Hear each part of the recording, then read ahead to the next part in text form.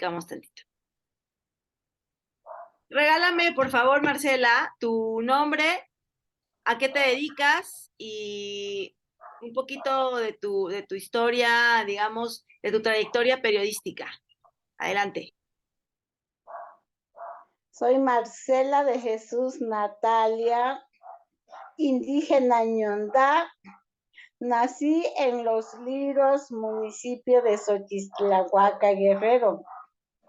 Desde los 9 años tomé la decisión de ser la voz de mi raza. Desde los 9 años me rebelé en contra de las normas de mi raza, de mi familia, y pues desde los 9 años a mí mi familia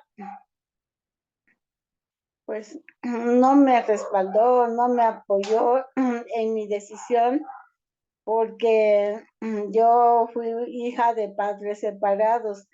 Desde bebé mi papá nos dejó. Entonces, pues también fue muy mal visto del que yo no haya querido seguir las normas de que a los 9 años ya se puede apartar una niña para casarse entre los 12 y 13 años. Yo no quise eso porque yo escuché que ya me estaban apartando, que ya me estaban pidiendo para casarme, pero también vi muchas violaciones a los derechos humanos por parte de los vectores, que en aquel entonces le llamábamos paludismo, que llegaban a fumigar nuestras chozas para combatir las plagas como alacranes, cucarachas, arañas, pero que abusaban de nosotras, nos manoseaban, e incluso violaban a las mujeres, robaban lo que teníamos, porque ellos pues podían entrar hasta dentro de la choza. También vi que llegaban los militares, que si encontraban un chivo, un marrano, incluso hasta una res, ellos lo mataban y se lo comían. Y también violaban a las mujeres. Entonces eso a mí me dio pues mucha rabia, mucha impotencia también de querer defender a mi raza, querer encarar a esas personas, pero hablándoles en su propio idioma. Y difícilmente, pues una mujer podía ser traductora y no había ni siquiera hombres traductores en mi comunidad. Y luego cuando llega un maestro para iniciar la escuela primaria en mi pueblo, pues no había más grado hasta segundo grado. Entonces yo tuve que emigrar, tuve que irme a meter a un albergue para estudiar, para terminar la primaria. Terminar la primaria en aquel entonces pues era como terminar una maestría, un doctorado. Era muy difícil porque los libros eran en español y pues yo no hablaba español. Entonces tuve que dejar de hablar ñondá 6 años para poder perfeccionar mi español. Me inicio en 1994, recuerdo perfectamente, en febrero de 1994 ingresé a la radiodifusora cultural indigenista XEJAM, La Voz de la Costa Chica, ubicada en Santiago, Jamiltepec, Oaxaca, representando los 4 municipios de mi estado de Guerrero. Mi municipio, Xochistlahuaca, Tlacuachistlahuaca, Ometepec y también Coajinicuilapa, porque en el municipio de Coajinicuilapa mayoritariamente son afro, pero también hay muchos indígenas ñondá migrantes ahí. Entonces, desde febrero de 1994, soy la voz de mi raza. Muy bien, Marcela, me encanta, me encanta el entusiasmo además con el que lo describes, lo narras y a pesar de esta situación que tú has atravesado y además que has sobrevivido, porque no me gusta decirte que eres una víctima, sino una sobreviviente, el ímpetu que sigues manifestando por querer seguir defendiendo a tu comunidad, por seguir siendo la voz de ellos y además yo te escucho una convencida de lo que eres y lo que haces. Eso es algo que se contagia. Yo te quiero preguntar, lo que nos tiene reunidas el día de hoy es el evento en el que participas en la Embajada de Bélgica. Cuéntame, por favor, cómo es que te acercas, qué sucede, el apadrinamiento, y eso sin lugar a dudas nos va a llevar a que nos cuentes lo que sucedió contigo, ¿verdad? Esta agresión de la que tú sobreviviste. Pero platícame un poco esto de Bélgica y cómo te acercas a ellos. Me suena un poco que también responde a que aquí en México la autoridad nacional no ha hecho mucho caso y que a veces hay que ir a tocar otras puertas, ¿verdad? Pero adelante, Marcela, por favor, colega. Muchísimas gracias, colega. Primeramente quiero decirte que tú sabes que por seguridad no se debe saber dónde estoy, no se debe saber en qué ciudad estoy por seguridad, pero la verdad en esta ciudad que para mí antes me sentía como una aguja en un pajar. Se tenía pavor a esta ciudad, te lo puedo decir, te le tenía mucho pavor, porque algunas veces yo tenía que venir a las oficinas de la alta comisionada de la ONU, de las Naciones Unidas, hacíamos eventos también de derechos humanos y algunos, pues mayoría de los eventos se hacen en esta ciudad. Entonces yo me venía, pero sí te puedo decir que tenía mucho miedo.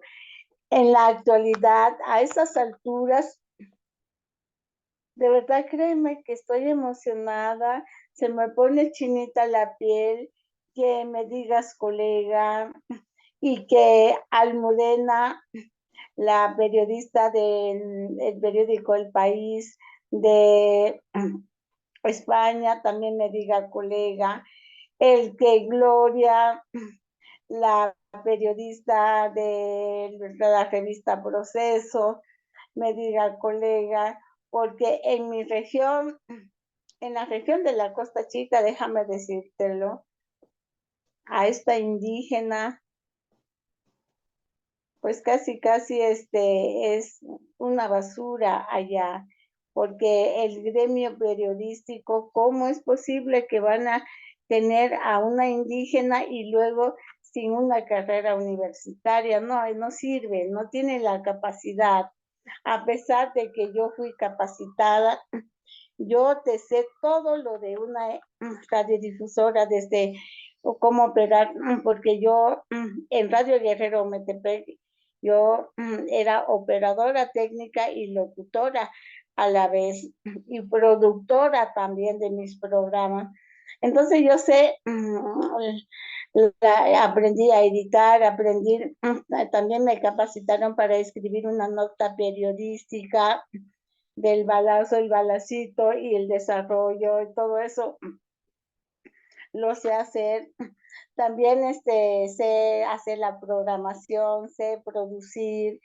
Entonces, y afortunadamente tengo facilidad de palabra. Entonces, sé hacer mi trabajo, pero ni un solo periodista de la Costa Chica me dice colega, sino por el contrario, ellos hacen sus reuniones a veces, pero yo, Marcela, no cabe ahí.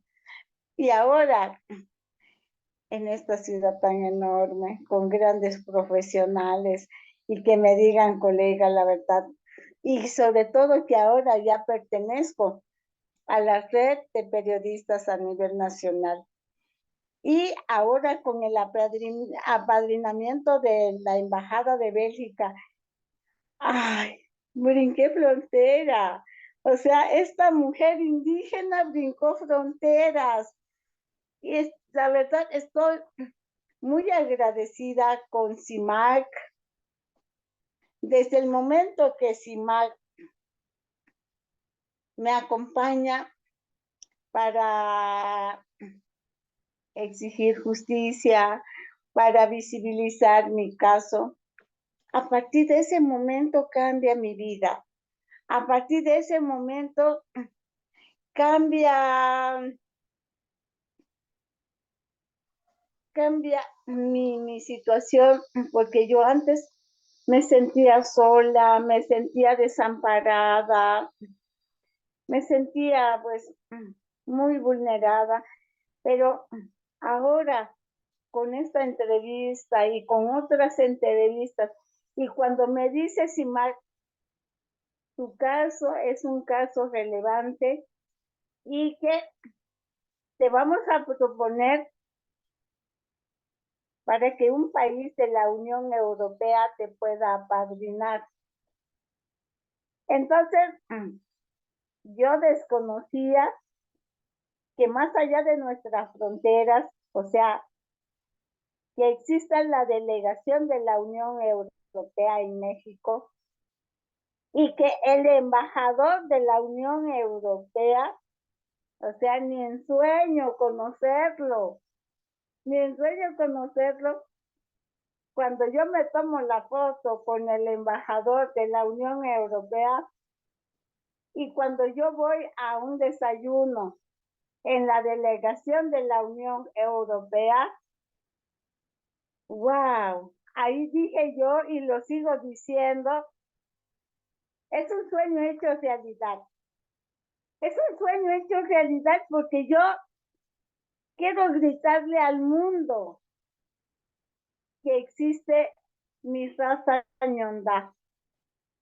Que ha habido gente que nos ha utilizado a los indígenas, gente mestiza que se ha hecho pasar por ser indígenas, robándonos espacios, robándonos cámaras, pero nunca va a ser igual que una persona hable no siendo indígena auténtica, a como yo lo hablo, porque yo sí nací allá, yo sí crecí allá, yo sí vivía en una choza con techo de hoja de caña. Entonces, yo sí comí en el suelo, porque no había ni sillas. Entonces, lo dije ahí cuando se me dio la oportunidad de tomar el micrófono ante todos el cuerpo diplomático de la Unión Europea, porque se reunió todo el cuerpo diplomático el día 25 de noviembre en la delegación de la Unión Europea. Entonces les agradecí y les dije que mi sueño se hizo realidad de gritarle al mundo que mi raza existe. Y el día 22 de noviembre, bueno, antes el cónsul de la embajada de Bélgica, me cuesta trabajo mencionar su nombre, pero dicen que en español se dice Guillermo. Entonces el cónsul me contacta para una reunión virtual para decirme, o sea, cuando me contacta yo por primera vez, ya sabía que me propusieron, pero no sabía porque había 3 países que podían apadrinarme. Estaba Noruega, estaba Suiza y Bélgica. Entonces me contacta el cónsul de Bélgica y me dice que decidieron apoyarme. Y ya tuvimos una reunión virtual, pero el día 22 de noviembre a mi compañera Cecilia Solís Martín, periodista también, que recibió un balazo en la pierna en Quintana Roo. Fue la primera vez que nos llevaron Nos invitó el embajador de Bélgica a su residencia a un desayuno para conocernos. De verdad que te lo estoy diciendo, Ana, pero todavía no me la creo. O sea, entrar a la residencia del embajador de Bélgica, sentirme acompañada, de verdad que es algo, o sea que como dicen ustedes, es algo wow, wow. Como decimos nosotros. Sí, Oye, como ustedes dicen, me encanta. wow. Wow, sí, es cierto. Es esa expresión que creo que se queda corta. Deberíamos aprender a decirlo mejor, ¿verdad? Invaluable, inconmensurable, quizá. Quiero preguntarte, ¿en qué consiste el acompañamiento, el apadrinamiento de la Embajada de Bélgica hacia tu caso? Somos muchas las colegas, somos muchas que tenemos esta gran bendición de ser apadrinadas por la Unión Europea. La Unión Europea tiene un programa que se llama Protejamos sus voces, protejamos sus voces. Claramente nos dicen que ellos no se pueden inmiscuir en las políticas de nuestro país. Entonces, ellos lo que hacen es que dan visibilidad a nuestros casos. Nos acompañan cuando tenemos, pero sobre todo es como ellos a veces tienen reuniones con altos funcionarios de nuestro país, entonces ellos comentan nuestro caso y dicen, no, y nos han dicho, a mí personalmente también me han dicho, no podemos hacer mucho, dice, pero todo dentro de nuestras posibilidades, hasta donde nos esté permitido, lo vamos a hacer para proteger sus voces, para acompañarlas. Pues entonces para mí, porque me hicieron una grabación para que yo dijera, para mí, ¿qué significa el que la Embajada de Bélgica acompañe mi causa? Entonces te lo digo a ti, como lo dije ese día, para mí significa mucho.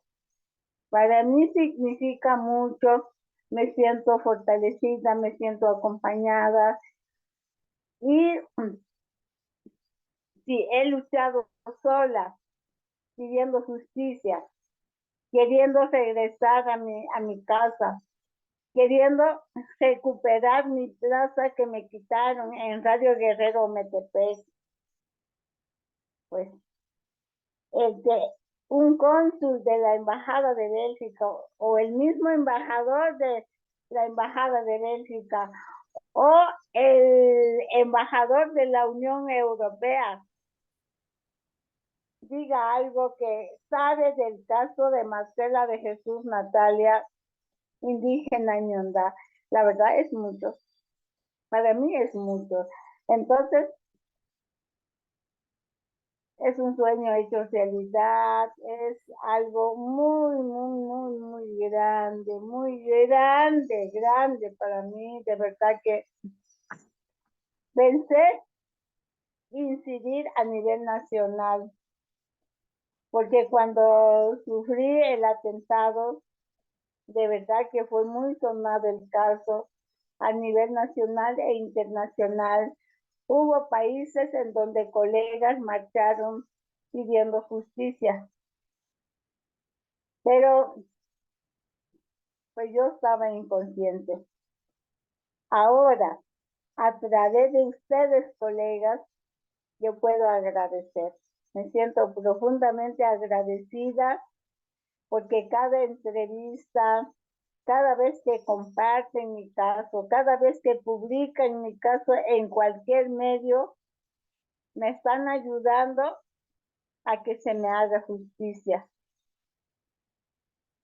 Es lo mínimo que podemos hacer colega, es lo mínimo que podemos hacer desde, hay que decirlo, desde el privilegio que también pertenecer a otras organizaciones, estar en la misma ciudad, haber tenido esa oportunidad de desarrollarnos en otros ámbitos y lo sabemos, desde la Ciudad de México, la capital, el trabajo de reportero y reportera es tan distinto a lo que hacen en las comunidades y en ese sentido reconozco mucho tu labor y me da mucho gusto que estén acompañando tu caso desde la diplomacia, como lo dices, sin inmiscuirse en temas nacionales. Sin embargo, también la diplomacia puede hacer mucho para visibilizar y para llevar esa voz, como lo mencionas, protegiendo tu voz, llevarla a otras instancias. Y creo que estoy segura que va a ser un buen acompañamiento que va a redituar en cosas muy positivas para ti.